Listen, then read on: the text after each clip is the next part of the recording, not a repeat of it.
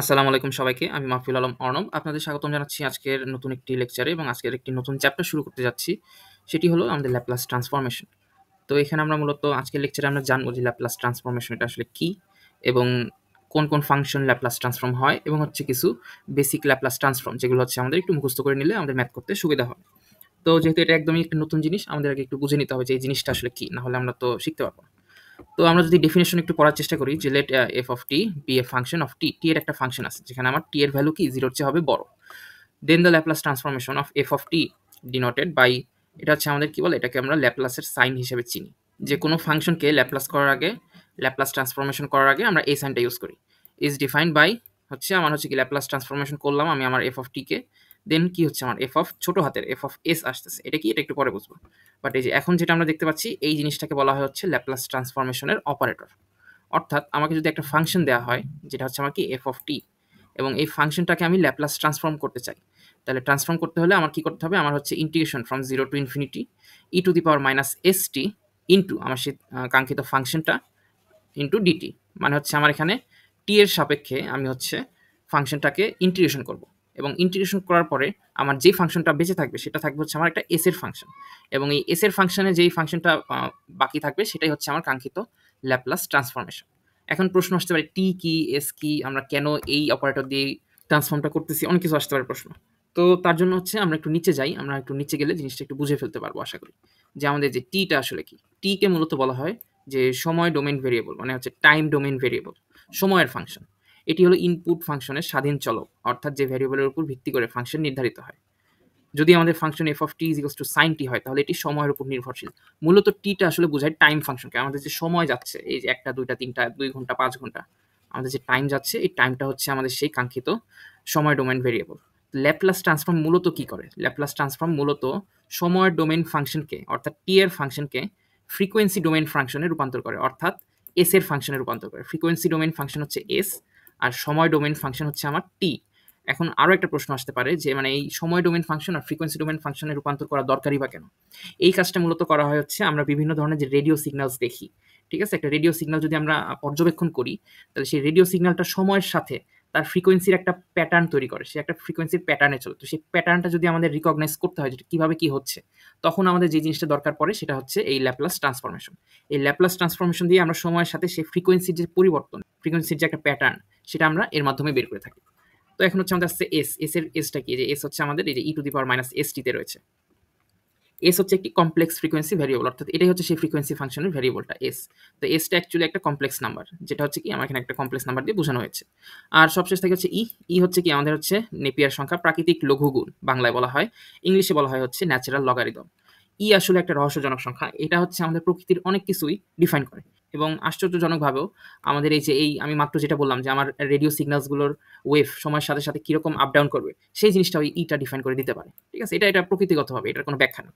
So যেহেতু ইটা সেটা দিতে পারে, যেখানে লেখা আছে ই হচ্ছে কি একটা ডিসকাউন্টিং ফ্যাক্টর হিসেবে কাজ করে, যেটা হচ্ছে কি ফাংশনের অতীত মানগুলোর গুরুত্ব কমিয়ে ভবিষ্যতের দিকে বেশি গুরুত্ব দেয়, ভবিষ্যতে আমার ফাংশনটা কিরকম আপ ডাউন করবে এই জিনিসটা হচ্ছে আমার ইটা বুঝিয়ে দিতে পারে। তো এখানে মেইন কথা কি, যে আমাকে একটা ফাংশন দেওয়া হবে, সেই ফাংশনটা আমি এই অপারেটরে ইনপুট দিব, যেখানে আমার অপারেটরটা থাকবে এবং e to the power minus s t থাকবে। আমার লিমিট সেট থাকবে কি 0 থেকে ইনফিনিটি পর্যন্ত। এটার আমি সলভ করব, সলভ করলে আমার ল্যাপ্লাস ট্রান্সফরমেশন পেয়ে যাব। তো এখন হচ্ছে আমরা কি করব, যে আমাদের হচ্ছে বুঝলাম তো ল্যাপ্লাস ট্রান্সফরমেশন করা যায় ফাংশন। এখন কথা হচ্ছে যে কোন ফাংশনের ল্যাপ্লাস ট্রান্সফরমেশন থাকে এবং কোন ফাংশনের ল্যাপ্লাস ট্রান্সফরমেশন থাকে না। তো এটা আমাদের একটু বুঝতে হবে যে কোন ফাংশনের থাকে। এটার জন্য হচ্ছে আমাদের কি নিম্নোক্ত 2টি শর্ত পূরণ যারা করে তাদের হচ্ছে ল্যাপ্লাস ট্রান্সফরমেশন থাকে, 2টাই পূরণ করতে হবে, শুধু সিঙ্গেল একটা না। তো শর্ত নং 1 কি? শর্ত নং 1 হচ্ছে হ্যাঁ টির ভ্যালু 0 বা 0 চেয়ে বড় হতে হবে, এর জন্য পিস ওয়াইজ কন্টিনিউয়াস ফাংশন লাগবে আমাদের। পিস ওয়াইজ কন্টিনিউয়াস কি আমি যেখানে একটু ছবি দিয়ে বোঝানোর চেষ্টা করেছি, যে যেই ফাংশনটা আমাদেরকে এই যে কন্টিনিউয়াস একটা ফাংশন, এটা হচ্ছে সাইন টির ফাংশন, এই যে সাইন টি নির্বিচ্ছিন্ন ফাংশন। আমরা এটা হচ্ছে আমি বিশ্বাস করি যে আমরা 1 বা 1 তে যারা ডিফারেন্সিয়েশন পড়েছি তাদের এই জিনিসগুলো জানার কথা। তারপর এই যে e to the power 2x এর ফাংশন, ঠিক আছে? তারপর এটা হচ্ছে কি আমার টি স্কয়ারের ফাংশন। এগুলো প্রত্যেকটা ফাংশনই আমাদের কন্টিনিউয়াস ফাংশন, এখানে কোথাও ডিসকন্টিনিউটি নাই যে একটু গিয়ে আবার একটু দূর থেকে এরকম শুরু হয়েছে, কোনো এরকম কিছু না, একদম কন্টিনিউয়াস টানা স্মুথ একটা নির্বিচ্ছিন্ন ফাংশন। সো এই ফাংশনগুলোতে ল্যাপ্লাস ট্রান্সফরমেশন করা যায়, কিন্তু না, এখনো একটু বাকি আছে। বলা হচ্ছে নিম্নোক্ত 2টি শর্ত, এটা তো একটা শর্ত, এই শর্ত ফিল আপ হলে হ্যাঁ হতে পারে। এরপর হচ্ছে আমরা 2 নং শর্তে যাব। 2 নং শর্তটা বলেছে যে আমাদের ফাংশনটি এক্সপোনেনশিয়াল অর্ডার হতে হবে। এক্সপোনেনশিয়াল অর্ডারটা কি? এক্সপোনেনশিয়াল অর্ডারের ক্ষেত্রে আমরা হচ্ছে মূলত যে জিনিসটা বুঝাই, যে আমার যদি একটা ফাংশন থাকে এফ অফ টি, ফাংশনে যে কোনো কিছু থাকতে পারে। ফাংশনে আমাদের থাকতে পারে ই টু দি পাওয়ার টি বা যে কোনো কিছু, মানে যে এখানে। তো এই এফ অফ টিটা যদি আমার M into E to the power gamma T এর চেয়ে ছোটো হয়, ঠিক আছে, এর চেয়ে যদি ছোটো হয় তাহলে সেই ফাংশনটাকে বলা হবে এক্সপোনেনশিয়াল ফাংশন, এবং সেই ফাংশনটা আমরা ল্যাপ্লাস ট্রান্সফরমেশন করতে পারবো। কিন্তু যদি এফ অফ টিটা এই M into E to the power gamma টির চেয়ে বড় হয়, অর্থাৎ এই যে চিহ্নটা যদি ঘুরে যায়, তাহলে ফাংশনটা আর এক্সপোনেনশিয়াল নয়, তখন আমরা তাকে ল্যাপ্লাস ট্রান্সফরমেশন করতে পারবো না। এটা হচ্ছে আমাদের সিম্পল একটা ব্যাপার। এখানে মূলত দুটো উদাহরণ দিয়েছে, কিন্তু এই দুটো উদাহরণ হচ্ছে আমি মনে করবো যে নিচের উদাহরণগুলো বেশি কার্যকর। এটাও আমাদের একটু বুঝতে সমস্যা হতে পারে। আমি নিচের উদাহরণগুলোই বলি, যে আমার F of t is equals two কি ই to the power t square একটা হচ্ছে ফাংশন দেওয়া। তা আমরা কি করলাম, আমরা হচ্ছে এই টির জায়গায় 2 বসালাম, ঠিক আছে, টি ইজ ইকুয়ালস টু 2 বসালাম। টির জায়গায় 2 বসালে আমরা পাচ্ছি কত, 54.598। এখন আমার হচ্ছে ডান সাইড যেটা M E to the power gamma T, এখন রাইট সাইডটা দেখবো যে রাইট সাইডে কত আসে। এম এর ভ্যালু হচ্ছে আমরা ধরে নিয়েছি 1, ঠিক আছে, এম এর ভ্যালু 1 এবং গামার ভ্যালু আমরা 1 ধরে নিয়েছি। এখন হচ্ছে 1 into E to the power 1 into 2, টির ভ্যালু তো 2, তাহলে ই স্কোয়ার আসতেছে, তাহলে এর ভ্যালু আমরা পাচ্ছি কত, 7.382। এখন আমরা যদি দেখি যে আমাদের কি ফাংশনের ভ্যালুটা এটার চেয়ে বড়, তাই না, এই যে নিচের যে কেসটা আমি এখানে দেখেছিলাম এটা, তাহলে যেহেতু এটা বড়, তাহলে এই ফাংশনটা কি এক্সপোনেনশিয়াল অর্ডার নয়। এই যে অতএব নির্দিষ্ট ফাংশন এই যে বড়, এবং পরবর্তীতে এই বৃদ্ধি আরও বেশি হবে, অর্থাৎ এটা কি, এটা হচ্ছে এক্সপোনেনশিয়াল অর্ডার নয়, অর্থাৎ এখানে আমরা ল্যাপ্লাস ট্রান্সফরমেশন করতে পারবো না। আবার দেখি f of t e to the power t, এটা একটা ফাংশন পেয়েছি। তাহলে এখন আমরা আবার সেম আগের মতো টির ভ্যালু 2 বসালাম। টির ভ্যালু 2 বসালে আমার আসতে হচ্ছে 1616। আর এরপরে হচ্ছে কি আমার ওই যে M E to the power S T, ঠিক আছে, এটা ছিল, সরি গামা টি। তো এই যে এখানে আমাদের গামা টি ছিল, তো এম এর ভ্যালু 1 আর হচ্ছে গামার ভ্যালু 1, টির ভ্যালু 2, তাহলে আবার সেম স্কোয়ার, তাহলে 7.389। তাহলে এখন আমাদের আবার কোনটা বেশি আসছে, আবার কিন্তু আমাদের ফাংশনের ভ্যালুটা বেশি আসতেছে আমাদের হচ্ছে এই ডান পক্ষ থেকে, এই যে এই পক্ষটার ভ্যালু এই পক্ষ হচ্ছে বেশি আসতেছে এই সেকেন্ড কেসে। তাহলে কি হচ্ছে, এখানেও আমাদের বলা হচ্ছে যে তাই ই টু দি পাওয়ার টি তো অনেক দ্রুত বাড়ছে, এই জন্য এখানেও কি আমরা নিশ্চিতভাবে বলতে পারতেছি এটাও একটা এক্সপোনেনশিয়াল অর্ডার নয়। আর যেহেতু এক্সপোনেনশিয়াল অর্ডার নয়, তার মানে এখানেও কি আমরা ল্যাপ্লাস ট্রান্সফরমেশন করতে পারবো না। আমরা লাস্টে একটা উদাহরণ দেখি, t to the power t is equals to এবার 5 নেব। টি ইজ ইকুয়ালস টু 5 নিলে টি টু দি পাওয়ার 5 আসে, সরি 5 টু দি পাওয়ার 5 আসে, তাহলে সেটা অ্যাকচুয়ালি 3125 আসে। আর ওই ক্ষেত্রে আমাদের যেটা আসছে ই টু দি পাওয়ার 5, মানে যে আমাদের যে ডান পক্ষ যেটা ছিল যে এটা, এখানে যদি আমরা ভ্যালুটা বসাই টির ভ্যালু 5, তাহলে আমাদের আসছে ই টু দি পাওয়ার 5, যেটা হচ্ছে 148.4। তাহলে এগেইন কত হলো, এই সাইডটা বেশি, ফাংশনের ভ্যালু বেশি, এফ অফ টি হচ্ছে কি আমার এখানে বিগার হয়ে যাচ্ছে, F of T bigger, then হচ্ছে কি আমার M into E to the power gamma T. যেহেতু এটা হচ্ছে এর মানে কি বড় হয়, অর্থাৎ একেবারে এটাও কি এক্সপোনেনশিয়াল অর্ডার নয়। এই যে এখানে হচ্ছে আমরা একটা গ্রাফ দিয়ে মূলত বোঝানোর চেষ্টা করেছি যে আসলে কি হয়। আমরা যে এখানে একদম যে গুড়ি গুড়ি গুড়ি গুড়ি গুড়ি গুড়ি যে ডট দেখতে পাচ্ছি, এটা হচ্ছে আমাদের সেই কাঙ্ক্ষিত এই যে এই পোর্শনটুকু, এই পোর্শনটুকু, এই পোর্শনটুকু হচ্ছে সবার নিচে আছে। বাকি যত গ্রাফ আছে e to the power t square, e to the power t t to the power t 2t square, সবগুলো গ্রাফ দেখতে পাচ্ছি যে কি এর চেয়ে উপরে আছে। এই গ্রাফের চেয়ে উপরে যেই গ্রাফই যাবে সেগুলাই হচ্ছে আমাদের এক্সপোনেনশিয়াল অর্ডার নয়, এবং সেগুলোর ফাংশনেই আমরা হচ্ছে ল্যাপ্লাস ট্রান্সফর্ম করতে পারবো না। এখন এটা তো আমরা কনসেপ্টটা বুঝলাম, এখন পরীক্ষার মধ্যে তো এত গ্রাফ আঁকা কিংবা এইসব করতে পারবো না। তখন কি করব, তখন সেগুলোর জন্য হচ্ছে অনেকটা আমরা বলতে পারি যে মুখস্থ টাইপের একটা জিনিস করতে পারি। এখানে কি এই জিনিসটা বোঝানো হয়েছে যে দ্রুতভাবে বাড়তেছে, এক্সপোনেনশিয়াল অর্ডার নয়, এই জন্য কি সেগুলো ল্যাপ্লাস ট্রান্সফরমেশন হবে না। এখানে এই জিনিসটা বোঝানো হয়েছে। আমরা এখন খুব দ্রুত দেখবো যে কিভাবে আমরা দ্রুত বুঝতে পারবো যে আসলে কি হচ্ছে না হচ্ছে না। ঠিক আছে, এখানে হচ্ছে কিছু বেসিক বলা হয়েছে যে এক্সপোনেনশিয়াল অর্ডার নয়, এটা হচ্ছে দ্রুত বাড়ে, অর্থাৎ কি এখানে হচ্ছে আমাদের ল্যাপ্লাস ট্রান্সফরমেশন এক্সিস্ট করে না, ইনফাইনাইট বা আনডিফাইন্ড, এবং যখন থাকে সেটা হচ্ছে কি আমাদের এক্সপোনেনশিয়াল অর্ডার হতে হবে এবং হচ্ছে পিসওয়াইজ কন্টিনিউয়াস হতে হবে, তাহলে কি হবে, সেখানে আমার ল্যাপ্লাস ট্রান্সফরমেশন এক্সিস্ট করবে এবং একটা ফাইনাইট ভ্যালু থাকবে। মনে রাখার এখানে একটা সহজ কৌশল দিয়েছিলাম যে e to the power gamma T এর থেকে ধীরে হয় তাহলে ল্যাপ্লাস ট্রান্সফরমেশন থাকে, এবং e to the power gamma টির থেকে যদি দ্রুত বাড়ে তাহলে ল্যাপ্লাস ট্রান্সফরমেশন থাকে না। এখন হচ্ছে আমরা একদম ডিরেক্ট যে জিনিসটা আমাদের ডিরেক্ট দেখলেই হবে সেটা হচ্ছে যে কোন কোন ফাংশনে থাকে এবং কোন কোন ফাংশনে থাকে না, এটা আমরা দেখে নিই। এখানে কনস্ট্যান্টের জন্য টি স্কোয়ার টি কিউব এগুলো হচ্ছে কি, এগুলো হচ্ছে আমার ল্যাপ্লাস ট্রান্সফরমেশন আছে। Exponentially E to the power t 2t ইত্যাদি এই টাইপের ফাংশন আমাদের ল্যাপ্লাস আছে। ট্রিগনোমেট্রিকেও আছে, ড্যাম্প ট্রিগনোমেট্রিকেও আছে, e to the power minus t sine t into করলে আর কি, এখানে একটা ইন্টু দেওয়া আছে। মিক্সড পলিনোমিনাল এন্ড এক্সপো এখানে আমাদের t square into E to the power t, এগুলো সবগুলোতে আছে। ইউনিট স্টেপ ফাংশন এটা আমরা পরবর্তীতে শিখবো, এটা হচ্ছে আমরা পরের দিকে দেখবো, এটারও ল্যাপ্লাস ট্রান্সফরমেশন আছে। কোনগুলো নাই এটা দেখলে আমাদের আশা করি জিনিসটা ক্লিয়ার হয়ে যাব, যে আমাদের কি ফার্স্টে then exponential e to the power t square, e to the power t cube, তারপর e to the power t to the power t 2t square বা 2t two the power square বা 2t two the পাওয়ার 3। ঠিক আছে, মানে পাওয়ারের উপর পাওয়ার যেগুলো function সেগুলো ফাংশনের অ্যাকচুয়ালি ল্যাপ্লাস ট্রান্সফরমেশন থাকে না। আর এটা হচ্ছে ফ্যাক্টোরিয়াল ফাংশনেরও কোনো ল্যাপ্লাস ট্রান্সফরমেশন নেই, এবং discontinuous infinite function, discontinuous function তো থাকবেই না স্বাভাবিক। তো এই যে আমাদের মূলত এটা এটা এটা এটা এই 4টা ফাংশন আমরা দেখলেই মূলত আমরা বুঝে যাচ্ছি যে হ্যাঁ, এইটুকুর মধ্যেই সবকিছু। এইটুকুই হচ্ছে আমাদের কি ল্যাপ্লাস ট্রান্সফরমেশন নাই।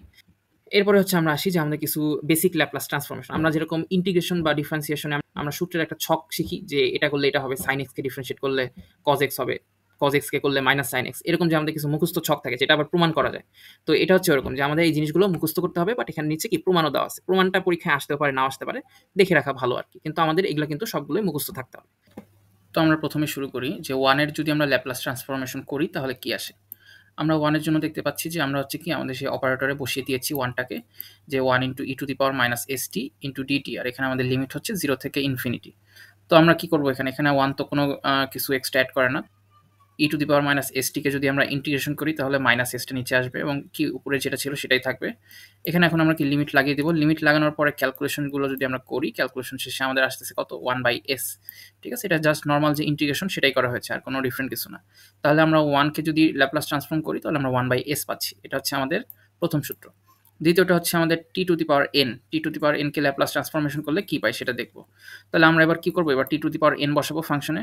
t⁻n এখন আমরা হচ্ছে ধরে নিয়েছি যে st = x, এই উপরের যে st পোরশন এটা = x। তাহলে t কি x/s, এবং এখানে আমরা কি করলাম? ডিফারেনশিয়েট করলাম। তাহলে dt dx/s। এখন কি করব? জাস্ট এগুলা বসিয়ে দিব। এগুলো যদি বসিয়ে দিই তাহলে এখানে কি হবে? এখানে হচ্ছে x/s, এই যে t এর বদলে x/s বসানো হয়েছে এবং এই সাইডটাতে বসানো হয়েছে dt। dt এর বদলে dx/s। এখন এখানে আমরা কি করব? এখন হচ্ছে আমরা সেই নরমাল ইন্টিগ্রেশন করলাম। নরমাল ইন্টিগ্রেশন শেষে আমাদের অ্যাকচুয়াল ভ্যালুটা কি আসলো সর্বশেষ? সেটা হচ্ছে যে n factorial divided by s⁻n+1। অর্থাৎ এটাও কি? এটা হচ্ছে আমাদের একটা সূত্র যে আমাদের যদি t⁻2 থাকে, আমি জাস্ট এমনি উদাহরণ দিচ্ছি, t⁻2 যদি থাকে তাহলে উপরে হবে কি? উপরে হবে হচ্ছে 2 ফ্যাক্টোরিয়াল, নিচে হবে কি? s⁻2 + 1 মানে 3, s⁻3। এটা হচ্ছে আমাদের ডিরেক্ট সূত্র আমরা বের করব। 3 নাম্বার সূত্র দেখলে e⁻at। তো এখানে তো আর আশা করি খুব বেশি জটিলতা নাই। e⁻at এর জন্য আমরা এখানে a আছে, এখানে a হচ্ছে যোগ হয়ে যাবে যেহেতু এটা ইনটু আকারে ছিল। যোগ হয়ে যাওয়ার পরে কি এখানে ক্যালকুলেশন ফার্দার হতে থাকবে। এই ক্যালকুলেশনগুলো আর আমি এক্সট্রা ব্যাখ্যা করছি না, কারণ আমি ধরে নিচ্ছি যে আপনারা ইন্টিগ্রেশনে যথেষ্ট দক্ষ এবং এই ইজি ইন্টিগ্রেশনগুলো আপনারা খুব সহজেই করে ফেলতে পারবেন। তো 1/s-a, এটা হচ্ছে আমার কি থার্ড e⁻at এর জন্য ল্যাপ্লাস ট্রান্সফরমেশনের সূত্র। এরপর হচ্ছে আমরা আসবো চতুর্থ সূত্রে, সেটা হচ্ছে cos hat। এটা হচ্ছে হাইপারবোলিক ফাংশন। এটা কিন্তু আমাদের নরমাল ফাংশন না, হাইপারবোলিক ফাংশন। ঠিক আছে? হাইপারবোলিক ফাংশন cos hat, এটার জন্য আমরা কি পাই? s/s² - a²। এখানে হচ্ছে আমরা কি করি? যখন এই cos h কে আমরা যদি ভাঙি, cos hat আর কি, তখন আমরা দেখতে পাই যে আমাদের কি আছে? যে এখানে e⁻at + e⁻at ডিভাইডেড বাই 2। এটা আসলে আমাদের হচ্ছে যে সিরিজে ভাঙ্গার যে আমাদের একটা সিস্টেম ছিল, যেটা আমরা ডিফারেন্সিয়েশনে শিখে এসেছিলাম, সেই সিরিজে ভাঙ্গারকে মূলত আমরা এখানে এই জিনিসটা ইনপুট দিচ্ছি। সো এখানে ইনপুট দেওয়ার পরে কি আমরা 2 ভাগে ভাগ করে ফেলতেছি। 2 ভাগে ভাগ করে হচ্ছে আমরা ল্যাপ্লাস ট্রান্সফর্ম করতেছি। একটা হচ্ছে e⁻at, আরেকটা হচ্ছে কি? যে e⁻−at। আর হাফ তো কনস্ট্যান্ট, তো কনস্ট্যান্ট তো বাইরেই থাকে। এখন e⁻at এর ভ্যালু আমরা আগে বের করে এসেছি। এই যে e⁻at 1/s-a। তাহলে এই যে এখানে কি আসতেছে? এই পার্টটার জন্য আসতেছে 1/s-a, আর এখানে যেহেতু মাইনাস ছিল এটা কি হয়ে যাচ্ছে? প্লাস হয়ে যাচ্ছে 1/s+a। তাহলে এই দুইটা কি প্লাস মাইনাস করে যোগ করলে ক্যালকুলেশন শেষে লাস্টে আসে হচ্ছে s/s² - a²। এটা হচ্ছে cos hat এর জন্য। আর একইভাবে sin hat এর জন্য কি হবে? sin এর জন্য খালি জাস্ট যে এই মাঝখানের এই সাইনটা ছিল ডিফারেন্ট, অর্থাৎ e⁻at মাইনাস e⁻−at। cos এর জন্য প্লাস আর sin এর জন্য মাইনাস, এই যে মাইনাস। তো এটাই আগের প্রসেসেই সেম প্রসেসেই করে লাস্টে কি আসতেছে?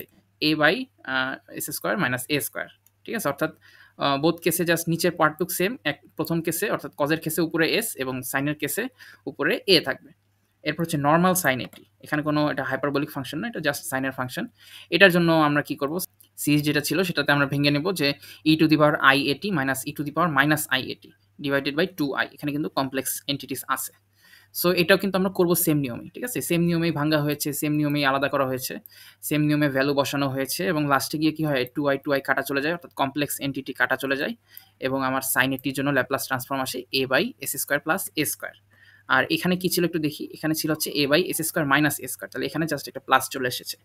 তাহলে আমরা এটাও হয়তো না করে আমরা বুঝে ফেলতে পারতেছি যে আমাদের এটা ভ্যালু আসবে s/s² + a², কারণ এই যে এখানে যেটা ছিল জাস্ট খালি আমাদের কি মাইনাস থেকে প্লাস হয়ে যাচ্ছে। তো এখানে ওই সেম নিয়মে আর কি করা হয়েছে। এগুলো কোনো জটিল কিছু না, এগুলো আমরা একবার দেখলেই পেরে যাবো। আর এটা হচ্ছে আমার সেই লাস্টের যে ছকটা, যে আসলে কোনটা করলে কি আসে। আমি বলবো যে আপনারা চাইলে এটার স্ক্রিনশট নিয়ে রাখতে পারেন বা খাতায় নোট করে লিখে রাখতে পারেন, কারণ আমাদের ফার্দার যত ম্যাথ করা হবে সব ম্যাথে এই জিনিসগুলো খুবই কাজে লাগবে এবং আমরা ডিরেক্টলি এই ভ্যালুগুলো ইনপুট করেই ম্যাথগুলো সলভ করার ট্রাই করব। আজকের লেকচার এই পর্যন্তই। নেক্সট লেকচার দেখার জন্য সবাইকে অনুরোধ রইল। সবাই ভালো থাকবেন, সুস্থ থাকবেন। ধন্যবাদ।